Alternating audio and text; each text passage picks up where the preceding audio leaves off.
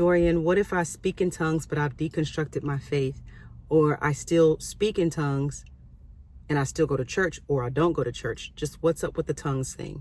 This is my belief. This is where I am, and maybe you'll resonate. I used to speak in tongues when I was in church. When I left the church, I would still speak in tongues out of habit and self-soothing. And I have your questions, so I'm going to just read. So once I left seminary, Bible school, I learned what tongues was really all about. It was different languages so that people that, let's just say, spoke English, you can't spread the gospel to someone who speaks a different language. So the tongues fell and they were able to speak Ethiopian now, and I won't dare name languages. They were able to speak Chinese or whatever. And it was like a supernatural gift, even though it does say that scripture says that, the tongues will cease. So I learned that in Bible college. And so a lot of the stuff that we hear, all that kind of stuff, it's learned, it's mimicked. Some people will even give you a word, just say ede, just say something. And then you just say that word. And I just repeat it over and over and over. When you hear a word and we just hear all these symbols, and some of it, that's why a lot of people sound the same.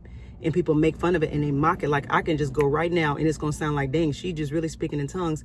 But it's stuff that we've heard over time. And I don't want to negate any experience that you have. And I'm definitely always sensitive. But just hear what I'm saying. That's what I learned that it was. What about the tongues of angels? Okay, how is speaking in tongues, the tongues of angels, how is it translating to your life, being successful and you thriving, right? So my mind changed. And I think I was just making up stuff because it didn't stop my ex-husband, pastor, from doing anything crazy in the marriage and being abusive. All that speaking in tongues did not produce a successful, thriving life for me in the church. So my question is, like anything that you do, what is the fruit of speaking in tongues all day? What is the fruit for you? How has your life dramatically changed? For me, it was a self-soother because it makes us feel good. It makes us feel like we're doing something. It feels like we're having a breakthrough. And we're going to talk about that. But let's get into this. Well, it's a language between me and God that Satan doesn't understand, that only God can understand. Satan doesn't need to understand your language. He knows based on your lifestyle, if you believe in Satan in that way. My mind has changed about that as well. If you believe that Satan can do all these things and me and God have to have a secret code, he doesn't care. He don't care what language you speak. He understands spirits. He understands based on what you believe. He understands thoughts. He understands based on your lifestyle and the choices that you make. He knows what to put in front of you, to tempt you to do this, to do that. He doesn't need to understand that language. He doesn't need to understand that. Think about a mute person who doesn't speak at all. Are they going to be sign languaging their tongues? He doesn't need that. And what is the point if your life is not getting better? And let's talk about the breakthrough. When things would happen in our lives and our marriages and with our kids and stuff, let's just speak in tongues. Let's just pray. We're about to tarry and start speaking in tongues. When you could have easily just went to the person. Maybe it's a conversation you need to have. Maybe you need to get a job if it's a financial breakthrough. Maybe you need to go ask your boss for a raise. Maybe it's something you need to do, an action step. But some of us tend to get lazy and we just want to all day. We just want to speak in tongues because we're waiting for that breakthrough. We're waiting for that breakthrough to come through, that spiritual breakthrough. The breakthrough is breaking habits, bad habits in how you spend money. You're trying to speak in tongues over your health. Break the habit of eating, break the habit of putting junk in your body. Break the habit of drinking the wrong things. Break those habits. That's your breakthrough. It's not always sitting there speaking in tongues. It could be, I need to take a class on financial this. I need to go pay this woman or this man for their services to teach me how to do something so that I can get a breakthrough in my finances, my health. I need to break through spending money over here and go get a gym membership. It's not always speaking in tongues, but that's what we think. So instead of putting in the work, we want to put in the time to just sit and speak in tongues. I'm not taking away from your experience. Like I've always said, if you want a pastor, if you want a church, you want to be a part of a ministry, do that. I honor you for that. I don't care. If you want to speak in tongues all day, great. But with anything, what fruit has it produced or is it producing other than self-edification? And if you're edifying yourself, you should be getting wisdom, revelation, understanding how to make your life better so that you can help other people. That's always going to be the root of everything I say. How are we helping other people? How are we bringing value into the world? So instead of actually putting in the work, we just want to pay our tithes and our offering and look for that breakthrough. Like, yeah, I just paid my tithes and my offering like a lottery.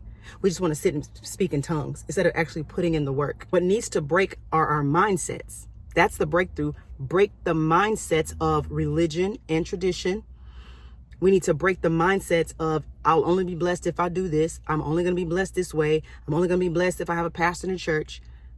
Still not blessed. So again, I would catch myself, starting to speak in tongues like, Dorian, stop.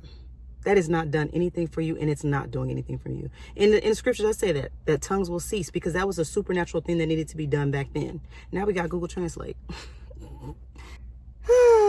People sit and speak in tongues all day, and they can't even afford to go on a vacation. Christian believers speak in tongues all day and can't figure out the wisdom on how to get sickness and disease out of their body. They're on 4, 5 medications, but they're speaking in tongues all day. I just want us to think, that's all. And if you say, I'm going to continue to do it because it comforts you, do it.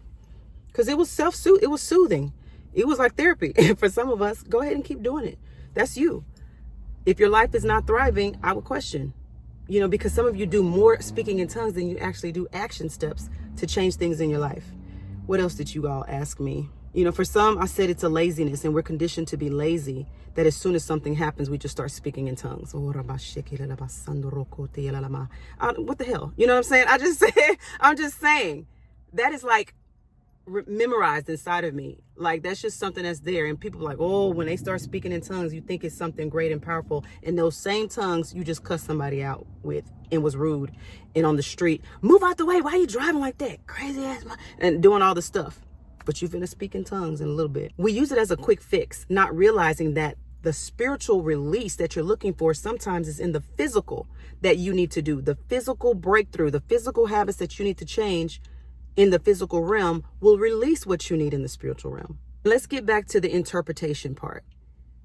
You want to interpret the tongues, but if that interpretation does not translate into some kind of breakthrough in my life to where it's evident that interpretation changed my marriage, my kids, my money, all the things, what is the point even in the interpretation? And most of the time, that's a global collective for the church, what God is about to do in the house, what God is about to do with his people. What about me, though? My TXU bill is like, you know what I'm saying? What about me? Like, we're on the verge of a divorce. What about me? I have this addiction that I'm trying to break. What about me specifically? God is about to take the 144,000, the remnant, and he's about to, all these collective interpretations, which people really don't care about unless it translates into God helping them with the 144 problems they have. You're praying for a husband. You're praying for a wife. You're just speaking in tongues because you're trying to get that breakthrough. You want that Boaz. So you speak in tongues all day. I prayed for Joseph when I was in it because I had kids. And Mary had a baby. Joseph was the stepdaddy. So while, certain women were praying for a Boaz, I was praying for a Joseph. Anyways, I digress. Then people want to debate if tongues even exist. Does it exist? Did it cease? Does that help you in your life, whether it does or not? That's the whole point. You can't pay your bills and you're debating about tongues. Or you're speaking in tongues all day and still can't pay your bills. That's the issue. What are you looking for when you're praying in tongues? Are you looking for more revelation? Does it just feel good? Like, I want you to think about that when you're sitting there and you're doing it. What are you looking for? You're looking for answers. You're looking for revelation. He said, ask and you shall receive. I'm just going by what your book says. Seek and you shall find. Knock and the door shall be open. What are you looking for? What are you searching for when you're sitting there and you're praying in tongues? I know us, sometimes we get addicted to getting a word. We get addicted to getting revelations. And we just hunger for, all we get is revelations. We got a word, but nothing is translating into actually thriving and succeeding. As church people, we're getting all these spiritual truths, but our lives don't reflect it. I'm looking for a word. I'm looking for something. I'm trying to edify my spirit. Okay, then you edified your spirit. What did that do for your life? What did it do as far as you helping somebody else? When you finished speaking in tongues, did it make your marriage better? Has it made your marriage better? Has it helped your kids? Has it gave you financial wealth and blessings and abundance and things? You have this secret language with God. I'm telling you, there are people that are in debt, lack, and this is not a judgment. I used to be on food stamps, Section 8, all the things.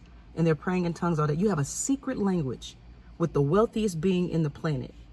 And you're struggling and worried and not in peace and lacking and don't have the things that you need or desire.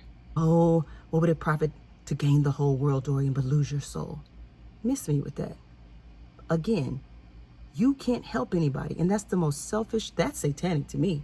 That's evil, to where I don't have to have all that as long as I have Jesus. I don't have to have silver and gold. That is the most selfish thing that somebody can say, because that means you're not even trying to help anybody else. And as far as manifestation, that's why you'll never get anything.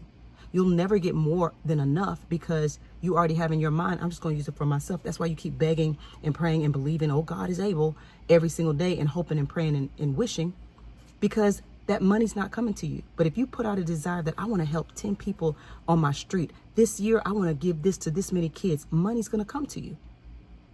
You don't understand the energetic flow and currency of money. You just want to pray in tongues all day, though, so that you can get a breakthrough for yourself.